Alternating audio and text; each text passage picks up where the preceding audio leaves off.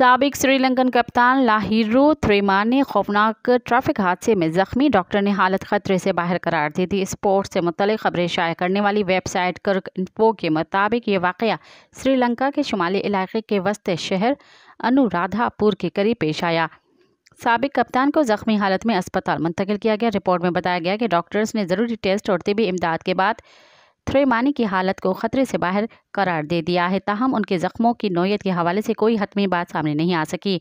Police के मुताबिक traffic हादसे में एक और मुसाफिर भी जख्मी हुआ है, जिसकी शिनाख्त नहीं हो सकी।